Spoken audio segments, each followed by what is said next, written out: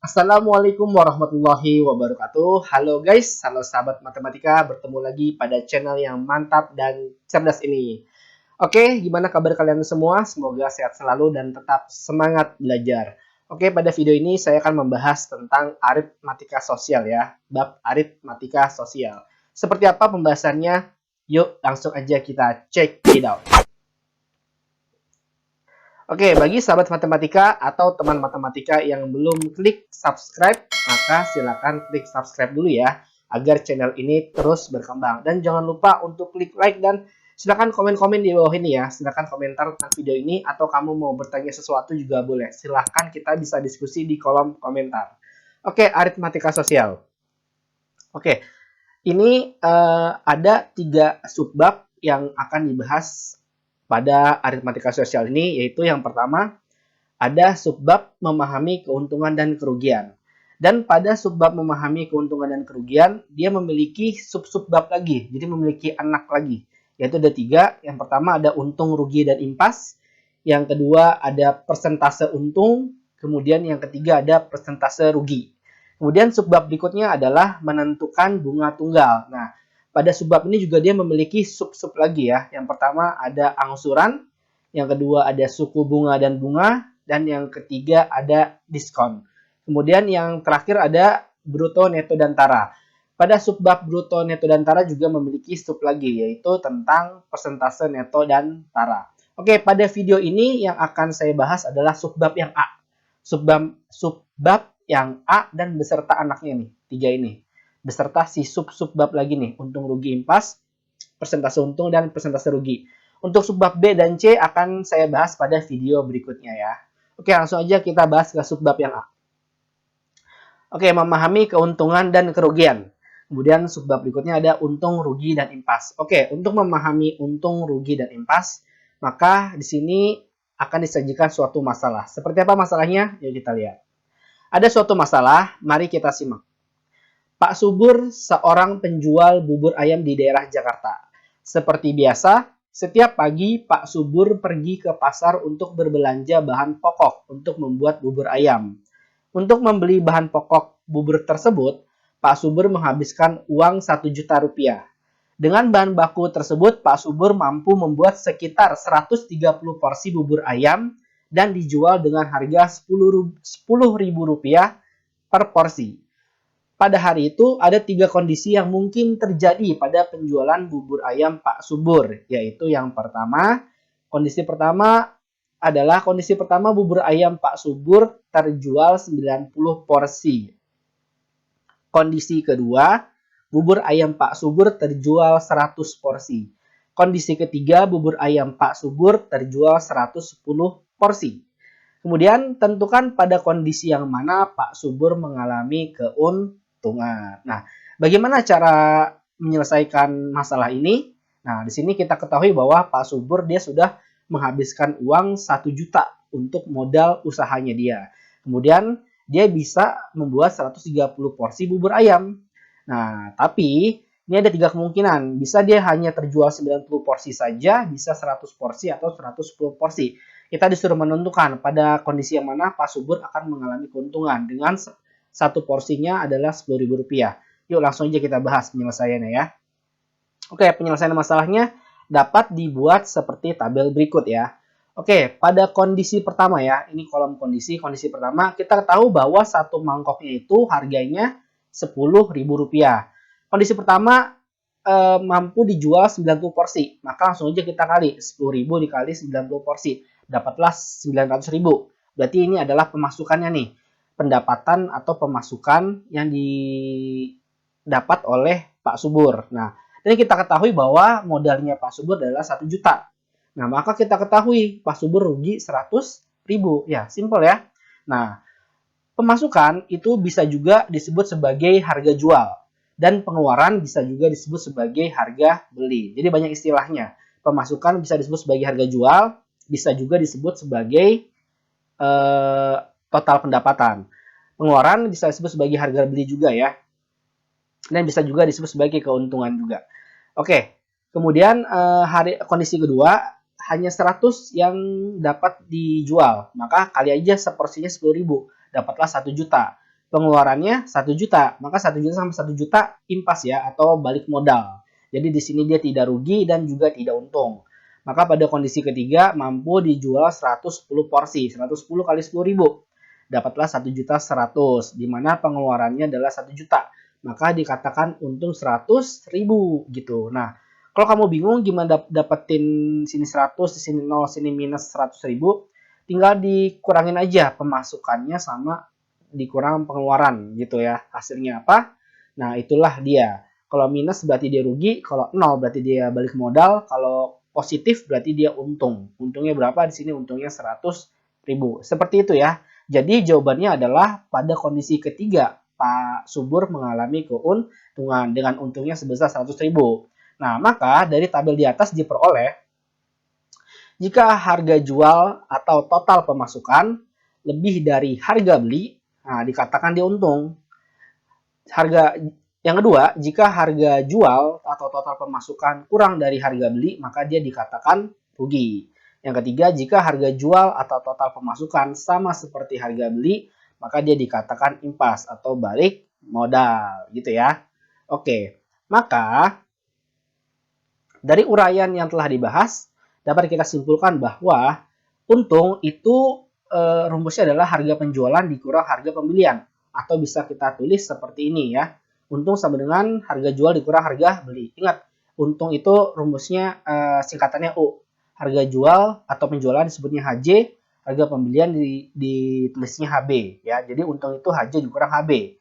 Rugi adalah harga pembelian dikurang harga penjualan, atau bisa kita tulis R sama dengan HB dikurang HJ. Kemudian impas adalah harga pembelian sama dengan harga penjualan, atau bisa kita tulis impas sama dengan HB sama dengan HJ. Ingat, HB itu harga beli atau harga pembelian, HJ itu adalah harga jual atau harga penjualan. Jadi ini ya, ini dia rumusnya yang perlu kita ingat ya. Oke, lanjut. Oke, sekarang adalah persentase keuntungan. Persentase keuntungan digunakan untuk mengetahui persentase keuntungan dari suatu penjualan terhadap modal yang dikeluarkan. Oke, misal PU disebut sebagai persentase keuntungan. Kemudian HB tentunya harga beli ya yang sudah kita bahas tadi, atau bisa disebut modal. Kemudian HJ harga jual atau total pemasukan ya, atau pendapatan. Kemudian persentase keuntungan dapat ditentukan dengan rumus. Nah, ini dia nih rumus persentase keuntungan. PU sama dengan untung dibagi harga beli dikali 100%. Nah, rumus ini bisa kita jabarkan lagi. Kita ketahui bahwa U ini kan rumusnya adalah HJ dikurang HB. Maka bisa juga rumus persentase keuntungan adalah HJ dikurang HB dibagi HB dikali 100% ya. Jadi rumusnya yang mana? Rumusnya bisa yang kiri, bisa yang kanan. Di mana rumus yang kanan ini adalah penjabaran dari rumus yang kiri. Jadi sebenarnya sama aja ya. Jadi tergantung kondisi nanti kita butuhkan yang mana. Oke, lanjut ke contoh soalnya. Contoh soal 1.2, artinya subbab pertama pada sub-sub yang kedua. Nomor 1.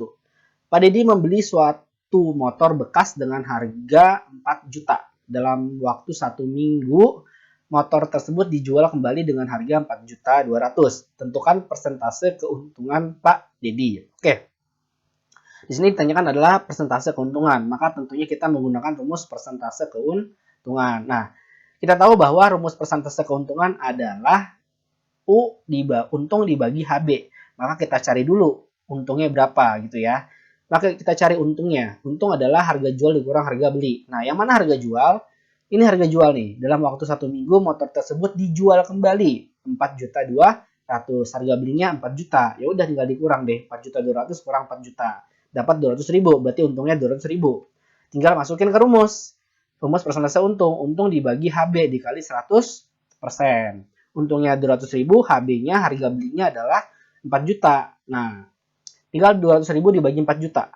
Ini nolnya bisa kita coret ya, 5 atas 5 bawah. Kemudian 0 100 bisa kita coret sama yang ini, sama yang bawah. Sisa 10, 2 per 4. 10 kali 2, 20. 20 dibagi 4, 5. Jadinya 5%. Maka persentase keuntungan Pak Deddy adalah 5%. Gitu ya. Gampang banget. Oke, lanjut. Oke, contoh soal nomor 2. Sebuah gerai menjual handphone dan memperoleh keuntungan 20%. Jika harga beli handphone tersebut 4 juta, maka tentukan harga jualnya. Nah, di sini yang ditanya adalah harga jualnya ya. Karena di sini adalah diketahui keuntungannya 20% dalam bentuk persentase, maka tentunya kita menggunakan rumus persentase keuntungan juga. Cuman bedanya di sini yang ditanya adalah harga jualnya. Maka bisa kita tulis dulu yang diketahuinya ya. Pertama, diketahuinya PU-nya ini ya. Diketahuinya persentase untungnya 20% ya, PU, persentase keuntungannya 20%. Kemudian diketahui harga belinya ya. Jika harga beli handphone tersebut 4 juta, 4 juta. Kemudian ditanya, maka harga jualnya yang ditanya adalah HJ. Nah, oke, kita ingat rumus persentase untung apa? Untung dibagi HB kali 100%. Dan di mana ini bisa kita jabarin ya untungnya ya. Untungnya adalah HJ dikurang HB. Nah, berarti rumus yang ini kita pakai nih, rumus yang paling bawah. Untungnya kita jabarin, HJ dikurang HB. Kalau udah, rumus yang paling bawah ini kita gunain. Tinggal masukin nilai-nilai yang diketahui yang ini, masukin ke rumus yang ini. Gitu, simpel ya. Nah, tapi karena PU-nya udah ketahuan 20%, maka ini yang dikali 100%-nya nggak usah ditulis lagi. Karena persentasenya sudah masuk ke PU sini, gitu ya. Oke, kita tulis. PU-nya 20%, ini PU 20%, HJ-nya tetap HJ, karena yang ditanya tetap ya, tetap HJ yang ditanya ya. Kemudian HB-nya itu 4 juta kita tulis. Berarti dikurang 4 juta dibagi HB-nya 4 juta lagi. Nah, dikali 100%-nya nggak usah karena persentasenya udah masuk ke sini gitu. Oke, kalau udah ini 20%-nya kita rubah jadi 20 per 100. Kalau udah 20 per 100-nya kita sederhanain. Ini bisa kita sederhanain ya. Kita atas bagi 20, bawah dibagi 20. Maka dapat 20 bagi 21, 100 bagi 25. Jadinya 1 per 5. Nah, kalau udah sampai sini, tinggal kita kali silang aja gitu. Kita kali silang ya. 1 kali 4 juta, 5 dikali HJ dikurang 4 juta. Nah, kalau udah sampai sini, nah ingat yang 5 dikali HJ dikurang 4 juta, cara kalinya adalah seperti ini ya. Nah, 5 dikali HJ, kemudian 5 dikali 4 juta gitu. Nah, gitu ya. Nah, 1 kali 4 juta kan tetap 4 juta ya. 1 kali 4 juta, 4 juta. Nah, 5 dikali HJ diempetin aja jadinya 5 HJ. Kemudian 5 dikali 4 juta jadinya 20 juta. Nah, karena kita mau cari HJ, nah berarti 20 jutanya kita pindahin aja ke sebelah kiri. Biar nanti HJ-nya sendirian gitu ya. 20 juta kita pindahin ke ruas kiri biar bisa dihitung sama 4 juta nih. Nah, jadinya positif karena di sini negatif. 4 juta tambah 20 juta jadinya 24 juta. Nah, kemudian karena kita mau cari HJ, maka jadikan HJ-nya sendirian. Karena masih ada angka 5, maka angka 5-nya harus pindah ke ruas kiri. Gimana cara pindahnya? Jadi pembagian. Karena kan di sini perkalian nih, 5 kali HJ.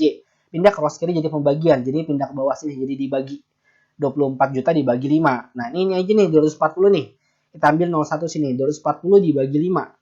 Nah, 240 dibagi 5 dapatlah 48. Jadinya 4 juta 800, tambahin sisa nolnya 5 gitu. Kalau udah, maka HJ-nya adalah 4 juta 800. Jadi, harga jual handphone tersebut adalah 4 juta 800. Gitu ya, simpel ya, gampang ya. Oke, gampang banget. Lanjut. Oke, sekarang kita masuk ke persentase kerugian. Persentase kerugian digunakan untuk mengetahui persentase kerugian dari suatu penjualan terhadap modal yang dikeluarkan. Oke, ini rumusnya persentase kerugian. Misal PR itu singkatan dari persentase kerugian, HB harga beli, HJ harga jual ya. HB harga beli atau modal, HJ harga jual atau total pemasukan atau juga disebut pendapatan. Jadi di sini saya tekankan sekali lagi ya. Jadi HB ini bisa disebut sebagai harga beli atau bisa juga sebagai modal. HJ bisa sebagai harga jual atau bisa sebagai total pemasukan atau bisa sebagai pendapatan. Maknanya sama gitu. Nah, ini persentase kerugian ya. Ini salah tulis nih ya. Ini salah tulis. Ini seharusnya persentase kerugian, oke? Kerugian. Ini dicoret aja. Oke, persentase kerugian. Oke, persentase kerugian dapat ditentukan dengan rumus. Nih. Ini dia rumus persentase kerugian. PR. R dibagi HB dikali 100%. Di mana R-nya adalah rugi ya, rumus rugi. Nah, rumus rugi kita ketahui bahwa adalah HB dikurang HJ. Jadi dari rumus persentase kerugian yang ini kita jabarin jadi seperti ini. Jadi HB dikurang HJ gitu. Jadi Nanti pakai yang mana kondisinya tergantung soalnya gitu ya. Jadi yang sebelah kanan ini adalah penjabaran dari yang sebelah kiri. Oke, kita lanjut ke contoh soalnya. Oke, contoh soal 1.3 ya. Subbab pertama dari sub-sub yang ketiga. Nomor 1, Pak Budi menjual sepeda motornya dengan harga 11 juta 50 ribu. Dari penjualan tersebut, Pak Budi rugi 15%. Tentukan harga pembelian sepeda motor tersebut. Oke, di sini ditanya harga pembeliannya, di mana diketahui di sini tentang 15%-nya adalah rugi ya. Maka tentunya kita menggunakan rumus persentase kerugian gitu. Oke, kita tulis dulu yang diketahuinya. Pertama, yang diketahui adalah harga jualnya ya. Pak Budi menjual sepeda motornya dengan harga jualnya 11 juta 50 ribu ya. Maaf, 11 juta 50 ribu. Kemudian diketahui bahwa ruginya, persentase ruginya adalah 15%. Yang ditanya adalah harga belinya berapa gitu. Nah, tentunya kita menggunakan rumus persentase kerugian, di mana rumusnya adalah R dibagi HB dikali 100%. Di mana R-nya kita bisa jabarkan menjadi HB dikurang HJ. Nah, rumus ini yang kita pakai nih yang terakhir. Udah, tinggal masukin nilai-nilai yang diketahui ke rumus yang terakhir ini. Kita masukin ya, PR-nya 15%, HB-nya tetap karena HB yang ditanya, HJ-nya 11 juta 50 ribu. Tidak perlu dikali 100% karena sudah ada persentase di sebelah sini gitu. Oke, 15% kita jabarin. Ini bisa kita sederhanain ya, dibagi 5. Jadinya dapat 3/20 ya, 15 bagi 5, 3. 15 bagi 5, 3. 100 bagi 5, 20. Nah, udah seperti ini, tinggal kita kali silang aja. 3 kali HB, 20 dikali HB dikurang 11 juta 50 ribu. Nah, ingat, sampai sini, ini 20 juta, 20-nya ini dikali seperti tadi ya, 20 dikali HB, kemudian 20 dikali 11 juta 50 ribu gitu. Ya udah tinggal dikali deh. 3 dikali HB, 3 HB. 20 kali HB, 20 HB. 20 dikali 11 juta 50 ribu, 221 juta ya. Nah, kalau udah kita pindahkan yang sesuku. Nah, ini kan ada HB nih. Cuman HB-nya ada yang di ruas kiri. Kita pindahin aja ke sebelah kanan. Biar ada temennya nih, si 20 HB. Kemudian yang nggak ada HB-nya kita pindahin ke ruas kiri. Biar sejenis jadinya. Oke, kita pindahin minus 221 juta pindah ke ruas kiri jadi positif. Kemudian positif 3 HB pindah ke ruas kanan jadi negatif. Kemudian ini bisa dihitung nih. 20 HB dikurang 3 HB. Jadinya 17 HB. Nah, karena kita mau mencari HB, maka HB-nya biarkan sendirian. 17-nya kita pindah ke ruas kiri, tapi jadi pembagian. Karena di sebelah sini kan perkalian, gitu. Ya udah, tinggal 221 juta dibagi 17. Ini 221 bisa dibagi 17 ya. Dapatnya 13, jadinya 13 juta. Maka harga belinya adalah 13 juta. Jadi harga beli sepeda motor tersebut adalah 13 juta. Oke, gitu aja ya. Gampang banget. Oke, sampai sini aja pembahasan tentang aritmatika sosial yang subbab yang pertama ya. Nantikan video berikutnya pada pembahasan berikutnya. Dan setelah ini ada soal latihan, silahkan kamu kerjakan. Jangan lupa untuk like, komen, dan subscribe ya. Saya Ray pamit undur diri. Mohon maaf apabila ada salah kata. Wassalamualaikum warahmatullahi wabarakatuh. Gampang banget.